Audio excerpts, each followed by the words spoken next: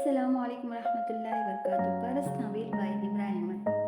रिजवान फैजान और सवेरा के मेरे वाले बड़े घर का ड्राइंग रूम खासा शानदार था। शान अंदाज की सजावट और सर्द रोशनी। शकील टांग पर टांग रखी बैठा चाय का घूंट भरते हुए हर शेख को निगाह से सरा रहा था। सामने बैठी सवेरा जिसे बहुत देर से जब्त कर रही थी, बिलाखिर चबा चबा कर बोली, तुम यहाँ इस तरह सरेआम आने का मकसद चाय के कितने कप पीने के बाद बताओगे? आपको मेरे आने पर एतराज़ है या चाय पीने पर? शकील ने हंसकर सर झटका एक तवील घूंट भरा। मुझे हर चीज़ पर एतराज़ है। वो फट पड़ने को बेताब थी। जब मैंने कहा था कि तुमसे राब्ता मैं खुद करूँगी तो तुम यूँ क्यों मुँह उठाकर आ गई? बस भाई, हम तो पार्टनर्स हैं, अब इतना भी क्या कि मिल न सके? पार्टनरशिप के ऑफर में किसी भी वक्त ख़त्म कर सकती हूँ शकील। याद रखो, मैं काम किसी से भी करवा सकती हूँ। वो खतरनाक लहजे में बोले तो शकील फिर से हंसा। पारस साहब की दुश्मनी से वाकिफ है, मगर सोच लें, अगर उसे किसी और ने कत्ल किया तो क्या मैं पुलिस के पास जाकर नहीं कहूँगा कि इस काम की ऑफर सवेरा साहब ने पहले मुझे की थी? याद रखिए, मेरे पास मेरी माँ की गवाही भी होगी। सवेरा लग भेज कर रह गई। शकील इस दफा पूरी तैयारी के साथ आया था। क्या चाहते हो? वो गुस्सा दबा कर बोली। इस तरह प्यार से बात किया करिए ना। वो जैसे एक चीज़ कहने वाले अंदाज में खुशी से मुस्कुराया। परसों रात होटल की पार्टी है, उसमें मुझे काम करना है, मगर जाहिर है उसके लिए मुझे लॉजिस्टिक्स की ज़रूरत। लंबी बात कट कर और बताओ कितने पैसे चाहिए तुम्हें? उन्होंने तुर्शी से कहते पर्स उठाया। शकील की आंखों में चमक दर आई। इतना तो हो कि मैं अपनी तैयारी मुकम्मल कर सकूं। सवेरा खामोशी से चेक बुक पर कुछ लिखती रही, फिर एक चेक फाड़ कर उसकी तरफ बढ़ा। ये लो, इसी पर इक्तिफा करो। शकील ने चेक पड़ा और मुस्कुराया, फिर तय करके जेब में रखा और उठ खड़ा हुआ। अब मज़े से हिम्मत नहीं दूंगा आपको, जल्दी आपको अच्छी खबर सुनाऊंगा। यही तुम्हारे हक में बेहतर होगा। उत्तम तो तेज निगाह से उसे घूरते बमुश्किल जब्त कर रही थी। वो जैसे ही बाहर निकला, फैजान की गाड़ी गेट के करीब आई। शकील की उस तरफ पूछती थी। फैजान फिर भी झुक कर कुछ तलाश करने लगा। शकील निगाहों से ओझल हुआ तो फैजी कार अंदर लाया, पर आबादी के दरवाजे को भूर करके वो ड्राइंग रूम में दाखिल हुआ तो सवेरा अभी वहीं बैठी थी। उसे देखकर बुरी तरह चौंक गई। तुम कब आए? रंगत जरा सा फकीर एक तरह फैजी की पुष्ट पर देखा, जिसे तसल्ली करना चाह रही कि शकील चला गया है या नहीं। ये पारस का भाई इधर क्या कर रहा था? वो गहरी चुपती हुई निगाह से उन्हें देखता उसी जगह आकर बैठा जहाँ भी शकील बैठा था। फैजान को जगह गर्म लगी। सवेरा ने यकीनन बहुत देर शकील को वहां बिठाया था। सामने पड़े चाय के बर्तन भी अभी उठाए नहीं गए थे। वो मुझसे बात करने आया था, ये कहने के इस जायदाद पर उसका और उसकी बहन का हक है, लिहाजा मैं इस मामले में कभी टांग उड़ाने की कोशिश न करूं तो बेहतर है। फैजान आंखें सुखेड़े आपा को देखता रहा। उसे जैसे यकीन नहीं आया था। आपने क्या कहा? मैंने ठीक ठीक उसे उसकी औकात याद दिला दी, खूब बेइज्जत करके निकाला। वो तो लगी रहा। उसने एक नजर चाय के लवाजिमात पर डाली। सवेरा ने नजरअंदाज किया जैसे अहम बात न हो। तुम सुनाओ, खैर से आई हो? आज एहसान साहब मिल गए। एहसान मलिक लाहौर वाली ब्रांच में काम करते हैं। वो सोफे पर पीछे होकर बैठते हुए बताने लगा। ओह, क्या उन्होंने तुम्हें पहचान लिया? सही है, और मुझे यकीन दहानी भी कराई है कि पारस को नहीं खबर होने देंगे, मगर बहरहाल जल्दी अब इराज खुल ही जाएगा। इसीलिए कहती हूँ अहम डॉक्यूमेंट्स अपने कब्जे में करो। जायदाद की मुंतकली के कागजात सफ़े ऐसे से ही मिटा दो। और वो रुक गई। और पारस को कत्ल कर दो, यही चाहती है ना आप? वो तलखी से मुस्कुराया। यहाँ आने से कबल तुम भी यही चाहते थे। तब मैं पारस को कातिल समझता था, अब क्या समझते हो? वो चमक कर बोली। फैजी चंद लम्हे के लिए बिल्कुल खामोश रह गया। कम अज कम कातिल नहीं। वो बोला तो उसकी आवाज में समानों की थकन थी। तो फिर कातिल कौन है? या तुम इस बात पर ईमान ले आए कि वो सीढ़ियों से गिर गए थे? उन्होंने तोड़ कर फकरा अदा किया, गोया पारस की नकल की। वो कत्ल हुए, मुझे यकीन है, मगर पारस नहीं, ये कोई और है। या तो तुम कातिल को जानते हो और उसे छुपा रहे, या तो तुम पारस को प्रोटेक्ट कर रहे हो। वो भी उसकी तरफ से मशकूक थी। अब क्या चाहती है? मैं पारस को कत्ल कर दूं? वो जिद छू गया। तुम्हें अब उसकी जरूरत नहीं है। उनके मुंह से बेख्तियार फिसला। फौरन जबान दांतों तले दबाई। फैजान चौंका। क्यों? क्या इस काम के लिए कोई और मिल गया है? जब तुम ही कन्विंस नहीं हुए कि वो कातिल है तो हम उसको सजा कैसे दे सकते हैं? तुम्हारे अप्रूवल के बगैर तो कुछ नहीं होगा वैसे, और होना भी नहीं चाहिए, सख्ती से बोला। सवेरा आपा ने सर को खम दिया, जैसे फरमान बरदारी होता हूँ यकीन दहाने की। फैजान अपनी सोचों में गुम था। ऑफिस में उलझन भरी खामोशी फैली थी। पारस सीट की पुष्ट पर सर टिकाए उंगलियों में कलम घुमाती छत को देख रही थी। सामने फाइल्स कागजात बिखरे पड़े तवज्जो के मंतजर थे, मगर उसके पास सोचने को बहुत कुछ था। उसी तरह सर रखे उसने इंटरकॉम का बटन दबाया और बोली, फाइज साहब को भेजे, और बटन बंद कर दिया। बाहर बैठी सेक्रेटरी मुस्तैदी से रिसीवर उठाकर फाइज को कॉल करने लगी। चंद मिनट बाद तो दरवाजा खोलकर अंदर आता दिखाई दिया। पर सीधी नहीं हुई, सर उसी तरह पीछे लगाए रखा। बस निगाह से फाइज के चेहरे का याद आ गया। जी मैम, वो मुअद्दब सा खड़ा पूछ रहा था। अंदाज में मतानत थी, अदब था, मगर पारस उसकी आंखें देख रही थी। वो गहरी थी, मुआयना मुशाहिदा करती, परखती, जांचती आंखें। आपसे एक बात करनी थी। उसने उसे बैठने को नहीं कहा, मुंतजर सा खड़ा रहा। जी कहिए। आपकी पुरानी बॉस फैजान साहब, रिजवान के भाई, उनके बारे में कुछ बात करना थी। जी बताएं। फाइज के चेहरे के तासुरात तब्दील नहीं हुए। संजीदगी से और ध्यान से सुनने लगा, मगर उसकी आंखों के माइक्रो एक्सप्रेशंस जरूर बदले थे। उस तरह चौकन्ना हुआ था। आगे का अच्छा लगाई, फिर पारस को शायद कभी ये एक्सप्रेशंस नजर न आते। आपने कहा था कि आप उनसे रब्ता कर सकते हैं, क्या आप कर सकते हैं? जी, मेरे पास उनका नंबर और ईमेल एड्रेस है, मगर मैं नहीं जानता कि मेरे पैगाम को संजीदगी से लेंगे या नहीं। ज़रूर लेंगे कि अगर वो पैगाम पारस रिजवान हयात की तरफ से हो। वो तलखी से मुस्कुराई, निगाह एक पल के लिए फाइज के चेहरे से नहीं हटाए थे। मैं अपनी पूरी कोशिश करूंगा, अलबत्ता अब प्रॉपर चैनल के थ्रू, मतलब उनकी सेक्रेटरी के जरिए भी पैगाम पहुंचा सकती है, तो फिर मैं क्यों? वो ज़रा सा उलझ कर बोला। ये फाइज हसन की उलझन थी, एक अदना मुलाजिम के मालिक के अहमियत देने पर जाहिर की जाने वाली उलझन। अलबत्ता फैजान हयात की आंखों में कोई उलझन न थी, बस वो गौर से उसे देख रहा था। क्योंकि मुझे आप पर भरोसा है। थैंक्स मैम, क्या कहना है उनसे? कल रात हमारे होटल की एनिवर्सरी है, उनसे कहिए कि वो इनवाइटेड है। मिसेस सवेरा के साथ उनकी शिरकत भी मेरे लिए ज़रूरी है, और मैं उम्मीद करती हूँ कि कल की पार्टी में ज़रूर आएंगे। श्योर मैम, मैं कह दूँगा। क्या आप उनको इनविटेशन कार्ड भी भिजवाएंगी? ये मेरा मसला है फाइज साहब, आप उसकी फिक्र न करें। जो मैंने कहा बस वो करें। पारस जरा सा मुस्कुराई। फाइज खामोश हो गया, फिर सर को खम दिया और वापस पलट गया। पारस ने निगाहें वापस छत पर मरकूज कर दी। सफ़ेद फॉल सीलिंग की स्पॉइट लाइट जगमगा रही थी। उसकी नजरें रोशनी के गोले से दूसरे पर फिसलती गई। आंखें चंदियाने लगे, जैसे बहुत सी जान सफ़ेद चादर में फैला दी गई। चांदनी ही चांदनी हर से बिखरने लगी। जब वो छीनी तसिया आसमान पर बस एक ही चांद नजर आ रहा था, गोल नकिया की तरह का चांद।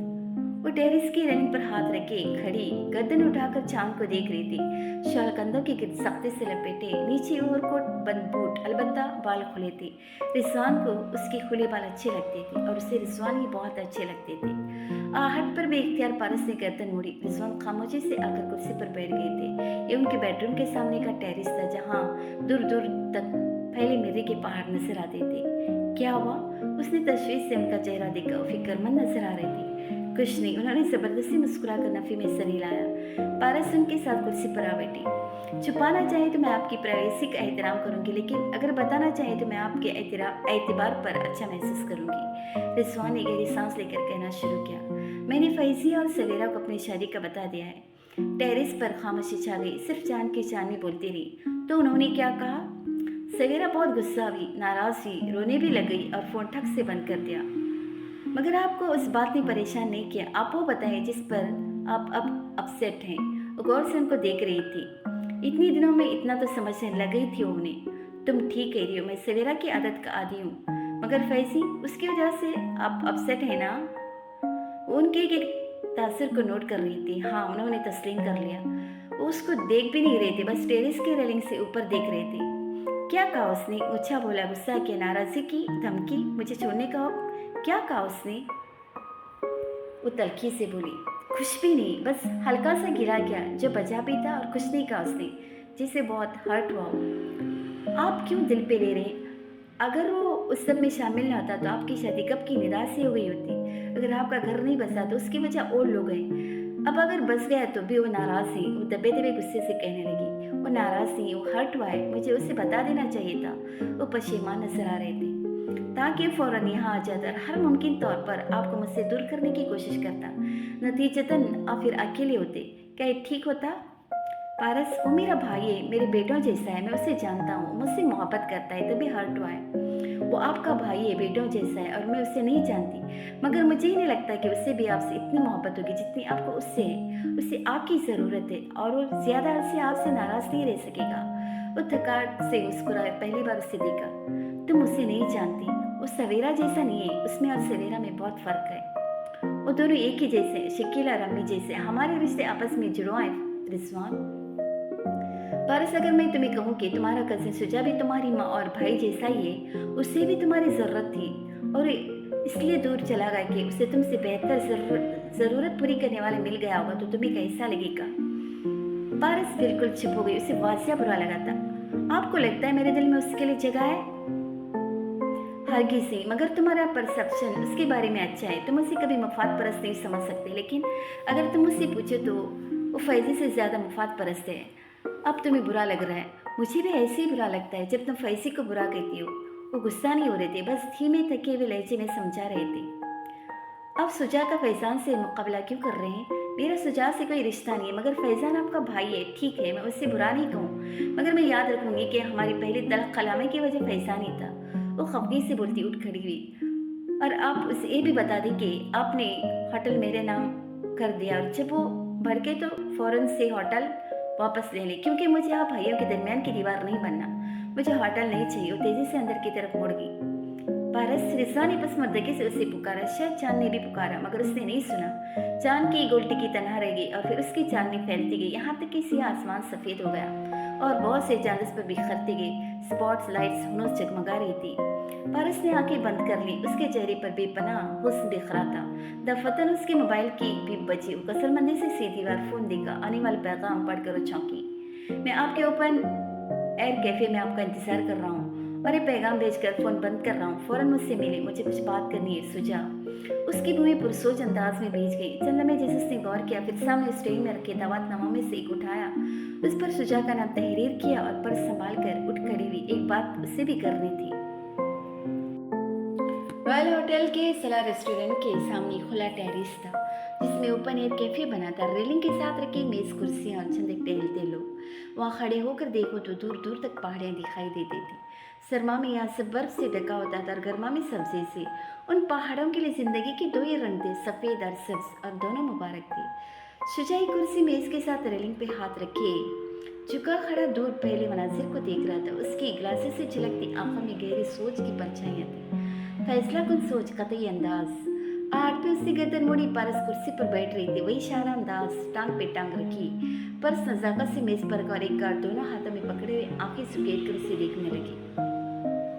मैं जानता था तुम जरूर आओगी।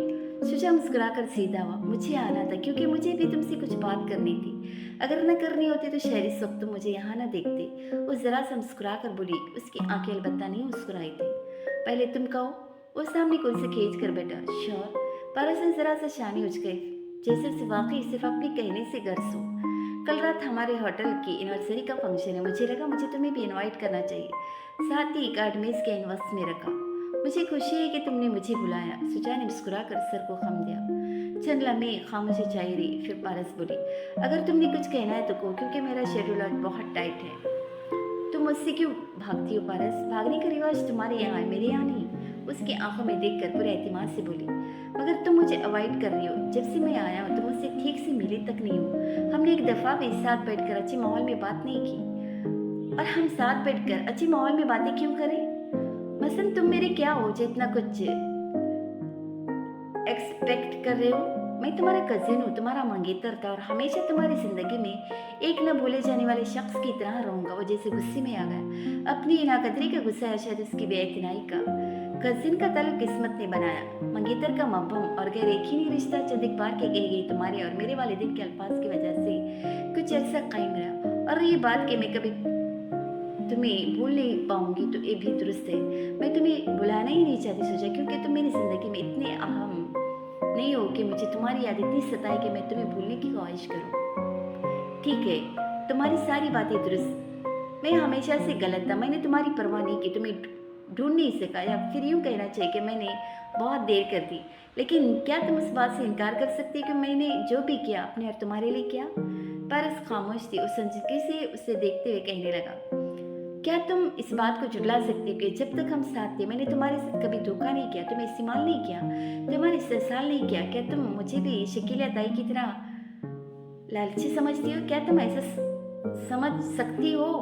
चंद साहतें उस मेज पर इतनी खामोशी छाई रही कि पारस की सांस लेने की आवाज़ भी सुजा को सुनाई दी। फिर वो धीरे से बोली, मैं जानती हूँ कि तुम ऐसे नहीं हो। सुजा की आंखों में मदम सा तासुर जगा, हैरानी, खुशी, तशक्कुर। मुझे खुशी है कि तुमने ऐसे समझा, मगर हमारे रास्ते अलग हैं सुजा, और मैंने नहीं चाहती कि तुम मजीद मेरा रास्ता काटो। मैं तुम्हारा रास्ता काटने वाला नहीं, उस पर तुम्हारे साथ चलने वाला बनना चाहता हूँ। वो एहसास से बोला। निगाह पारस की आंखों से ना हटाई, उनमें बेअख्तियार इसराफ दराया। उसने साथ ही पहलू बदला। वो गैर आरामदा हुई थी। सुजा, प्लीज बात मत बदलना, मुझे कहने दो जो मैं कहना चाहता हूँ। उसने हाथ उठाकर पारस को रोका। मुझे बताने दो कि मैं तुम्हारे लिए वापस आ गई। कुदरत को हमारा मिलना मंजूर था, इसलिए उसने हमें मिलवा दिया। रिजवान है बहुत अच्छे से, मगर वो तुम्हारे लिए वो नहीं हो सकते जो मैं तुम्हारे लिए था, और अब वो नहीं है। तुम्हें उनके दुख से बाहर आने में वक्त लगेगा, जितना चाहे वक्त ले लो, मगर मुझे इजाज़त दो कि मैं तुम्हारा इंतज़ार कर सकूं। मैं आज भी तुम्हारे लिए वही हूँ पारो, जगह सिर्फ तुमने बदली है। पारस की आंखों में गुलाबीपन झलकने लगा। उसने इस्तराब से पहलू बदला, मुट्ठी भींची, गहरी सांस अंदर को उतारी। सुजा उसकी एक एक हरकत को गौर से देख रहा था। तुम क्या चाहती हो? वही जो हमेशा से चाहता था, तुम्हारी और मेरी शादी। अगर तुम हकीकत जान लो तो कभी उसकी ख्वाहिश न करो। वो मदम सा बोली, इतना मदम के बमुश्किल आवाज़ से लबों से खुद को आज़ाद किया। किसकी हकीकत? मेरी। और वो जो मैं कर चुकी हूँ, क्या तुमने नहीं सुना कि मैं बेवा हो चुकी हूँ? वो मुस्तरफ सी कह रही थी, जैसे बस कहने को बेताब हो। जब वो उस कुर्सी पर बैठी थी तो एक से मुख्तलिफ और पुरएतिमाद लगी थी, मगर अब वो एतिमाद फिसल रहा था। हाँ, मैं जानता हूँ रिजवान साहब के बारे में कि वो सीढ़ियों से गिरकर, वो हादिसा नहीं था। वो मेज़ पर हाथ रखकर आगे होकर इतनी तकलीफ से सुजा की आंखों में देखती हुई बोली कि अपनी बात भूल गया। अगर मैं तुम्हें कहूँ कि उनको मैंने धक्का दिया था, तुम तब भी मुझसे शादी करोगी? सुजा ने अचंभे से उससे देखा। मैं जानता हूँ कि तुम ऐसा नहीं कर सकती, और तुम ऐसा क्यों करोगी? क्योंकि अपना ये होटल अपने भाई के नाम कर रहे थे, और मेरे पास उनको उस काम से रोकने का कोई तरीका नहीं था, सिवाय उसके कि मैं उनकी जान ले लूँ। वो दबे दबे लफ्ज़ों में जैसे गुर्राई। मैंने उनसे शादी रुपए पैसे के लिए नहीं की थी, मगर तुम नहीं समझ सकते कि उनके बहन भाई उनको किस तरह लूट रहे थे। मेरे पास होटल को बचाने के लिए वाहिद रास्ता था। क्या मैंने गलत किया? शुजा दम बखुद बैठा रहा, धमाकों की जिद में या जलजलों का शिकार। बमुश्किल बड़ी देर बाद उसने जरा सा सर झटका। मैं नहीं यकीन कर सकता कि तुम ऐसा कर सकती हो, मगर मैंने किया। मैंने खुद उनके साथ ये सब किया, मगर मुझे अफसोस है, निदामत है, पछतावा है। मैं ऐसा नहीं करना चाहती थी, बस मुझसे हो गया। वो बेबसी से लब काटती, मुठ्ठियाँ भींचती कह रही थी, पारस पारस, तुमने जानबूझकर कुछ भी नहीं किया। तुम इतने अच्छे दिल की हो कि यूँ किसी की जान साथ मेरे से नहीं ले सकते। मुझे यकीन है कि उस वक्त हालात ऐसे बन गए होंगे, तुमसे सब हो गया। वो आगे को हुआ, जैसे तसल्ली देने लगा, जैसे उसे खुद भी समझ न आ रही हो कि वो उस लड़की को अर्जे से कैसे निकाले। पारस से इसरारी कैफियत में लबों को छुआ, फिर बाल पीछे किए। उसके हाथ होली होली कपकपा रहे थे, आंखों का गुलाबीपन अब नमी से लबरेज हो रहा था। बहुत अच्छे थे शुजा, बहुत मेहरबान, बहुत नरम दिल। मैं उन्हें मारना नहीं चाहती थी, मुझसे बस से हो गया। वो आंसू टूट कर उसके गालों पर बहने लगे, 2 आंसू टूट कर उसके गालों पर बहने लगे। उसने बेदर्दी से रुखसार रगड़े। प्लीज़ तुम किसी को मत कहना कि मैंने, प्लीज़। उसकी आंखों में इल्तिजा दर आई। शुजा ने बेख्तियार नफी में सर हिलाया। कभी नहीं, जो हो गया उसे भूल जाओ, और ये बात खुद से भी न करना, ठीक? उसने दिल से कहते हुए टिश्यू उसकी जानिब बढ़ाया। उसने टिश्यू लेकर आंखों के किनारे साफ किए, फिर गहरी गहरी सांस लेकर खुद को कंपोज करने की कोशिश की।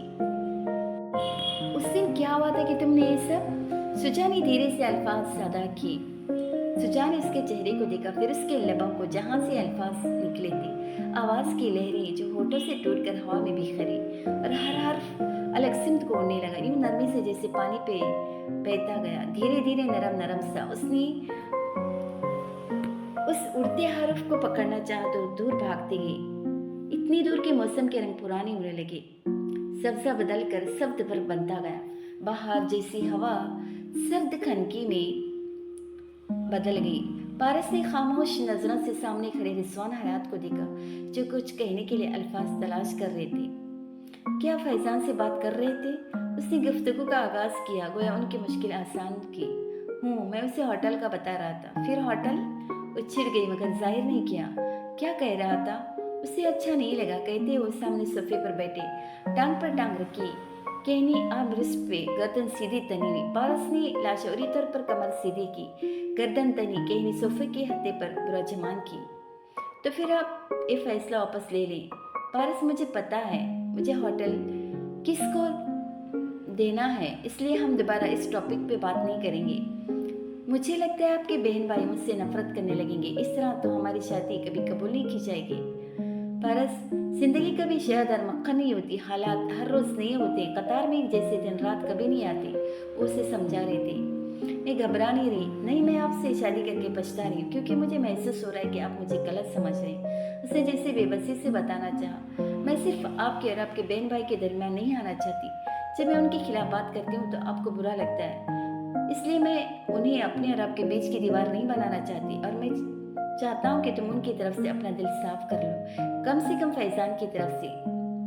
रिजवान, मेरा दिल अगर मैला हुआ है तो उन्हीं बातों की वजह से हुआ जो आप मुझे बताया करते थे। मुझे लगा वो लोग बेहस हैं, मगर आपको उस सब के बावजूद वो बेहस नहीं लगते, और फैजान तो बिल्कुल भी नहीं। रिजवान, मेरी और आपकी एक ही हालत थी, हम दोनों को हमारे रिश्ते एक्सप्लॉइट करते थे। मैं उनकी हकीकत जानती थी, मगर मेरे अंदर उनसे मुकाबला करने का हौसला नहीं था। आपके पास हौसला, एतमाद सब है, मगर आप उनकी हकीकत मानने को तैयार नहीं है।